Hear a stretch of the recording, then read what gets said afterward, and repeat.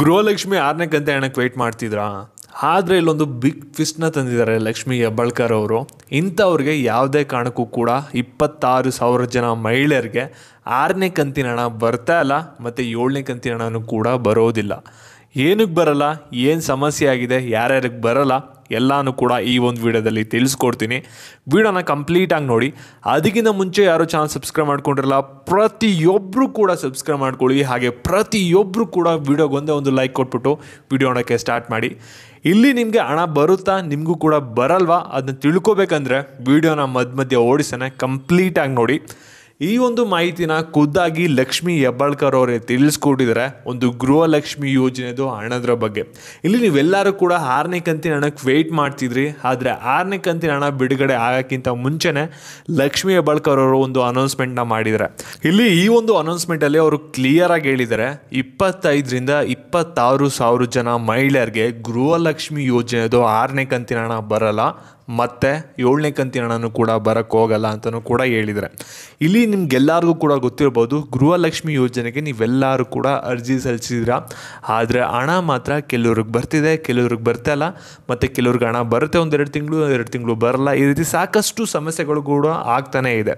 ಆದರೆ ಇಲ್ಲಿ ಗೃಹಲಕ್ಷ್ಮಿ ಯೋಜನೆ ಹಣ ನೀವು ಪ್ರತಿ ತಿಂಗಳು ಕೂಡ ನೀವು ಪಡ್ಕೋತಾ ಇದ್ದೀರಾ ಅಂದರೆ ನಿಮ್ದೆಲ್ಲ ಕೂಡ ಡೀಟೇಲ್ಸ್ ಕರೆಕ್ಟಾಗಿ ಇದ್ದರೆ ಮಾತ್ರ ನಿಮಗೆ ಪ್ರತಿ ತಿಂಗಳು ಕೂಡ ಹಣ ಬರುತ್ತೆ. ಸರ್ಕಾರದವರು ಪ್ರತಿ ತಿಂಗಳು ಕೂಡ ಮಾನಿಟರ್ ಮಾಡ್ತಾ ಇರ್ತಾರೆ ಗೃಹಲಕ್ಷ್ಮಿ ಯೋಜನೆ ಹಣ ಪಡ್ಕೋತಾ ಇರೋದು ನಿಮ್ಮ ಅಕೌಂಟ್ ಡೀಟೇಲ್ಸ್ ಎಲ್ಲನೂ ಕೂಡ. ಅಲ್ಲಿ ನೀವು ಯಾರ್ಯಾರು ಯಾವ್ಯಾವ ರೀತಿ ಟ್ರಾನ್ಸಾಕ್ಷನ್ಸ್ನ ಮಾಡ್ತಾ ಇರ್ತಾರ ಪ್ರತಿಯೊಂದು ಕೂಡ ಸರ್ಕಾರಕ್ಕೆ ಗೊತ್ತಿರುತ್ತೆ.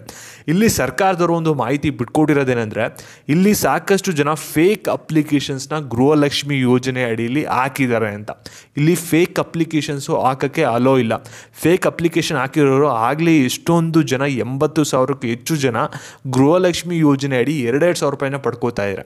ಇವರು ಯಾರ್ಯಾರು ಪಡ್ಕೋತಾ ಇರೋದಂದರೆ, ಯಾರ್ಯಾರು ಕೆಲವರು ಟ್ಯಾಕ್ಸ್ ಕಟ್ತಾ ಇರೋರು, ಕೆಲವರು ಗೌರ್ಮೆಂಟ್ ಕೆಲಸದಲ್ಲಿರೋರು, ಮತ್ತು GST ಪೇ ಮಾಡ್ತಾ ಇರೋರು, ಇಷ್ಟು ಒಂದು ಕ್ಯಾಟಗರಿ ಜನ ಬಂದ್ಬಿಟ್ಟು ಪ್ರತಿ ತಿಂಗಳು ಕೂಡ 2,000 ರೂಪಾಯಿನ ಪಡ್ಕೋತಾ ಇದ್ದಾರೆ. ಇದನ್ನೆಲ್ಲನೂ ಕೂಡ ಸರ್ಕಾರ ಮಾನಿಟರ್ ಮಾಡ್ತಿದೆ. ಇದರಿಂದ ಏನಾಗಿದೆ ಅಂದರೆ, ಸರ್ಕಾರದವರು ಒಂದು ಸಾಫ್ಟ್ವೇರ್ನ ಡೆವಲಪ್ ಮಾಡಿ ಇಲ್ಲಿ GST ಯಾರ್ಯಾರು ಕಟ್ತಿದ್ರು ಆ ಒಂದು ಡಾಟಾನ ತೆಗಿಯೋಕ್ಕೆ ಒಂದು ಸಾಫ್ಟ್ವೇರ್ ಡೆವಲಪ್ನ ಮಾಡಿದ್ರು. ಆ ಒಂದು ಸಾಫ್ಟ್ವೇರ್ನ ಡೆವಲಪ್ ಮಾಡಿದಾಗ ಕೆಲವು ಸಮಸ್ಯೆಗಳು ಕೂಡ ಉದ್ಭವ ಆಯಿತು. ಏನಂದರೆ, ಕೆಲವ್ರಿಗೆ ಅವರು GSTನ ಪೇನೇ ಮಾಡ್ತಾ ಇರಲ್ಲ, ಆದರೆ ಅವರು ಗೃಹಲಕ್ಷ್ಮಿ ಯೋಜನೆದು ಸ್ಟೇಟಸ್ನ ಚೆಕ್ ಮಾಡೋಕ್ಕೆ ಹೋಗ್ತಾರೆ, ಹಣ ಬಂದಿದೆಯಾ ಬಂದಿಲ್ವಾ ಅಂತ ತಿಳ್ಕೊಳಕ್ಕೆ.